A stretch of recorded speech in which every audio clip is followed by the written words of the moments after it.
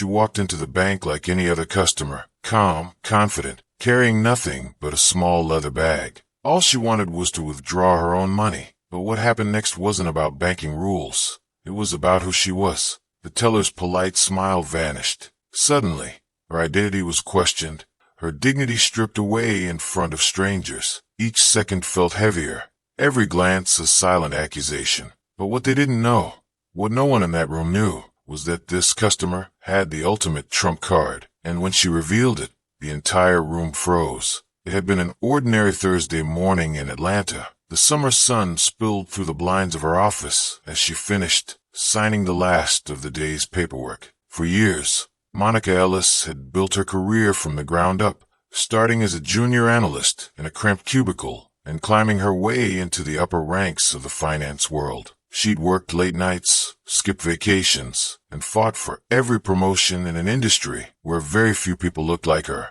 and even fewer were women. On this day, she wasn't here to talk business deals or investments. She simply needed to withdraw cash for a personal project she'd been planning for months. Her outfit was sharp yet understated, a tailored navy blazer over a crisp white blouse, paired with comfortable heels that clicked softly against the marble floor as she walked into the bank branch just a few blocks from her office. She greeted the security guard with a warm smile, stepped into the cool air-conditioned lobby, and took her place in line. From the outside, it was the most routine errand in the world, but inside, Monica carried the quiet confidence of a woman who had earned every dollar in her account, money she had the full right to access without question. What she didn't know was that this simple transaction was about to unravel into something much bigger than a banking issue. It would become a public moment of humiliation, one that tested her patience, her resolve, and her faith in the system she thought she understood. Monica stepped up to the counter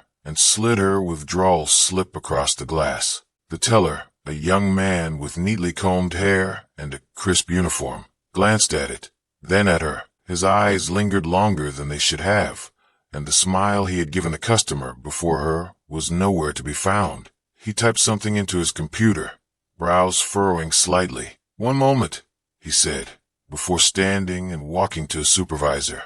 Monica waited, at first assuming it was a routine verification. But the moment stretched 30 seconds, a minute, then two. People in line behind her shifted impatiently. She could feel their eyes on her back. The supervisor returned, a middle-aged woman with a tight expression. "I'm sorry, ma'am," she said in a clipped tone. "We can't process this withdrawal at the moment." Monica blinked. "Why not?" The woman's voice lowered, but it was sharp. "For security reasons. We'll need to verify your identity further before releasing this amount." Monica reached into her bag, pulled out her ID, her bank card, and even her checkbook. She placed them neatly on the counter. "Everything matches. This is my account."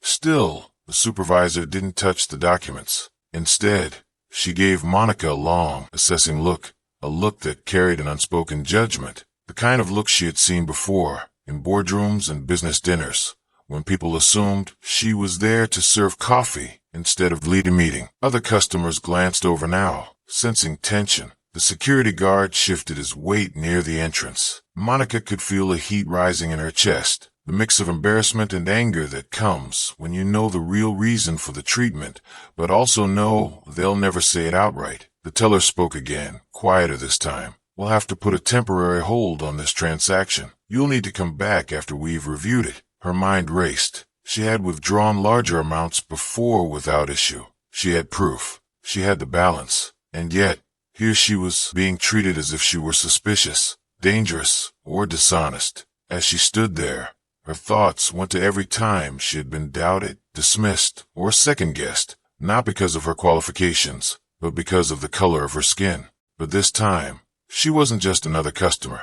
This time, they had no idea who they were dealing with. She took a slow breath, steadying herself. The lobby was silent now, the air heavy with anticipation. She could feel the moment building, like a wave ready to break. Monica's hands rested firmly on the counter, her voice steady but cold. "You're denying me access to my own money," she said, the weight of each word echoing in the silent lobby. The supervisor didn't flinch. "It's procedure, ma'am." Monica tilted her head slightly. "No, It's prejudice. And here's the thing. She paused, letting the silence draw every pair of eyes toward her. I own this bank.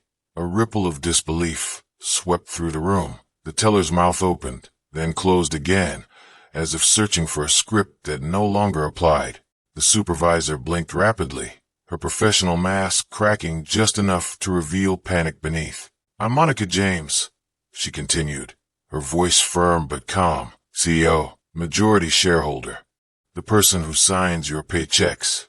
She reached into her bag, not for more ID, but for a sleek leather folder. Inside was the corporate charter, her signature sprawled across the ownership documents, along with her photo and the latest annual report. She laid them out like cards in a winning hand. The supervisor's face flushed. I wasn't aware. That's the problem, Monica cut in. You weren't aware because you didn't bother to look. You saw my skin before you saw my name. You made assumptions. And now every person in this lobby has seen how you treat your customers when you think they have no power. The silence was now suffocating. Even the security guard looked uneasy, glancing between Monica and the staff. Phones were out, customers recording every second. The supervisor stammered. We can process your withdrawal immediately. Monica's eyes didn't soften. Oh, you will. But you'll also explain this to the board and to the world when this video makes its way online. As the cash was counted out, Monica knew the transaction itself no longer mattered. What mattered was the truth, laid bare in front of strangers, impossible to deny. This wasn't just her fight. This was proof. Proof that even at the very top, prejudice could reach you. But also proved something else. When confronted with power and truth, prejudice had nowhere left to hide. Monica walked out of the bank with the cash in her bag, but her mind was far from counting bills. The air outside felt different, lighter somehow, but the weight in her chest remained. She had just exposed something ugly, and no amount of corporate apologies could erase the sting of what happened inside. By the time she reached her car, her phone was already buzzing, messages, news alerts, clips of the confrontation spreading online. Strangers from across the country were sharing her story, their words filled with both outrage and gratitude. Parents were telling their children about the black woman who stood her ground. Former customers of the bank were demanding answers. The board of directors called her within hours. Policies would change, training would be mandatory, and apologies would be issued. But Monica knew the truth. This wasn't about one bank. It wasn't about one withdrawal. This was a mirror held up to the world, and what stared back was a truth too many already knew. She thought of the young girl who might watch the viral clip and see someone who looked like her, standing tall in the face of quiet, calculated prejudice. She thought of the boy who might grow up believing that success alone would shield him, only to learn that bias doesn't care about titles or bank accounts. That day, Monica didn't just get her money. She reminded everyone watching that power means nothing if it's not used to confront injustice, because silence protects no one. And so the question remains, not just for the bank, not just for that city, but for all of us. When you see injustice, will you look away, or will you speak so loudly that the world has no choice but to listen?